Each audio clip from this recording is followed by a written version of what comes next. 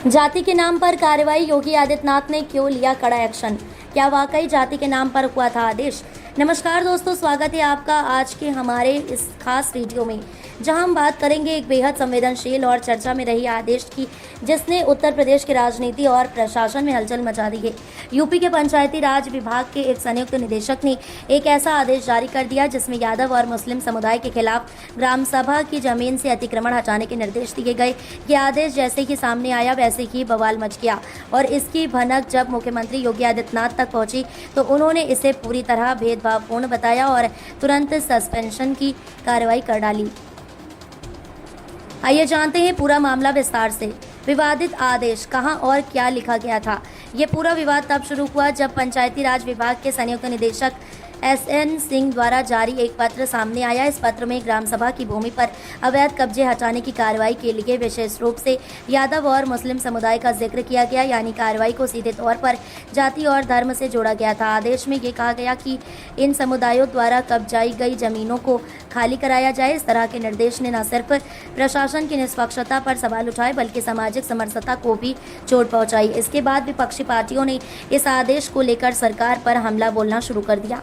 योगी आदित्यनाथ का बड़ा फैसला। जब ये मामला मुख्यमंत्री योगी आदित्यनाथ के संज्ञान में आया तो उन्होंने तुरंत इस आदेश को रद्द करने का आदेश दिया। साथ ही उन्होंने स्पष्ट किया कि उत्तर प्रदेश सरकार किसी भी कीमत पर जाति या धर्म के आधार पर भेदभाव नहीं करेगी। उन्होंने संयुक्त निदेशक SN सिंह को निलंबित करने के निर्देश दिए और ये संदेश दिया कि कोई भी अधिकारी यदि सरकार की नीतियों के खिलाफ या संविधान के मूल सिद्धांतों के विपरीत कोई आदेश देगा तो उसे बख्शा नहीं जाएगा। योगी आदित्यनाथ ने ये भी दोहराया कि उनकी सरकार सामाजिक न्याय और सभी वर्गों के साथ समान व्यवहार के लिए प्रतिबद्ध है।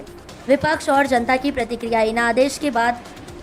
इस आदेश के बाद विपक्षी दलों ने सरकार की मंशा पर सवाल उठाने शुरू कर दिए थे, लेकिन मुख्यमंत्री के तेज और निष्पक्ष फैसले के बाद विपक्ष की भी बोलती बंद हो गई। जनता के बीच भी इस फैसले को लेकर काफ़ी सकारात्मक प्रतिक्रिया देखने को मिली है। सोशल मीडिया पर कई यूजर्स ने योगी सरकार की नीतियों की सराहना की है कि उन्होंने समय रहते हस्तक्षेप किया और इस तरह के भेदभावपूर्ण आदेश को तुरंत रद्द कर दिया।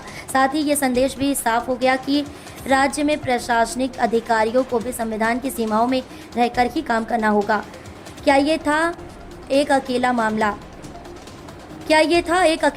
इस पूरे घटनाक्रम ने एक बार फिर ये सोचने पर मजबूर कर दिया है कि क्या प्रशासन में कुछ अधिकारी अपने पद का गलत इस्तेमाल कर रहे हैं। हालांकि योगी सरकार की ओर से लिया गया तेज फैसला बताता है कि ऐसे तत्वों के लिए राज्य में कोई जगह नहीं है। ये मामला आने वाले समय में एक मिसाल बन सकता है कि सरकार केवल नीतियों तक सीमित नहीं रहती बल्कि उनके सही क्रियान्वयन को भी सुनिश्चित करती है। क्या आपको लगता है कि ऐसे अधिकारियों पर और सख्त कार्रवाई होनी चाहिए? कमेंट में ज़रूर बताएं और ऐसे ही अपडेट्स के लिए चैनल को सब्सक्राइब करना ना भूलें। धन्यवाद।